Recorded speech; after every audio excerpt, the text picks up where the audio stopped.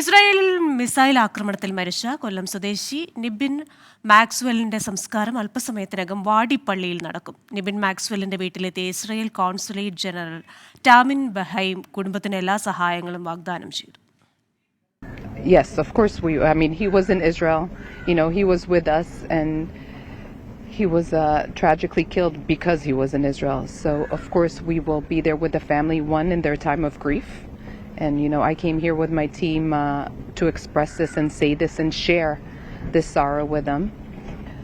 But we will also be there to help his family, his young wife, his daughter.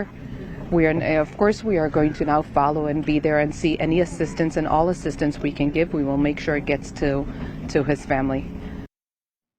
വിവരങ്ങളുമായി കൊല്ലത്ത് നിന്ന് അരുൺരാജാണ് ചേരുന്നത്. അരുൺരാജ്, അവിടെ നിന്നുള്ള വിവരങ്ങൾ എന്താണ്?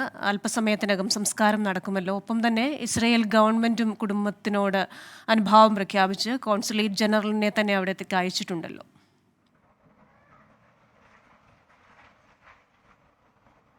തീർച്ചയായും ക്രിസ്റ്റീന, ഇസ്രായേലിൽ ഹിസ്ബുളിന്റെ മിസൈൽ ആക്രമണത്തിൽ മരണപ്പെട്ട നിബിന്റെ മൃതശരീരം അല്പസമയത്തിന് മുമ്പാണ് വീട്ടിലെത്തിച്ചത്. ഈ വീട്ടിലെത്തിയ ഘട്ടത്തിലാണ് ഇസ്രായേൽ കോൺസുലേറ്റ് ജനറൽ ടാമിൻ ബെൻഹൈം ഈ വീട്ടിലെത്തുകയും ഈ ബന്ധുക്കളുമായി ഈ വിഷമത്തിൽ പങ്കുചേരുകയും ചെയ്തത്. തുടർന്ന് ഈ കുടുംബത്തിന് എല്ലാവിധ സഹായവും ഇസ്രായേലിന്റെ ഭാഗത്തുനിന്ന് ഉണ്ടാകും എന്ന കാര്യം അവർ വ്യക്തമാക്കുകയും ചെയ്തു.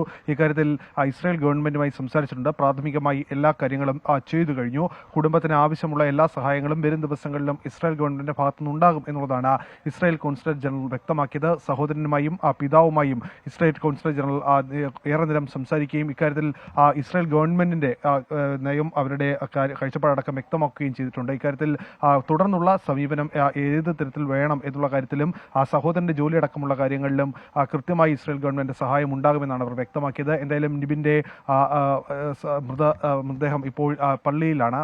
അല്പസമയത്തിനകം തന്നെ സംസ്കാര ചടങ്ങുകൾ ആരംഭിക്കുകയും ചെയ്യും. പ്രാർത്ഥനായോഗം ശേഷമായിരിക്കും സംസ്കാര ചടങ്ങുകൾ നടക്കുക.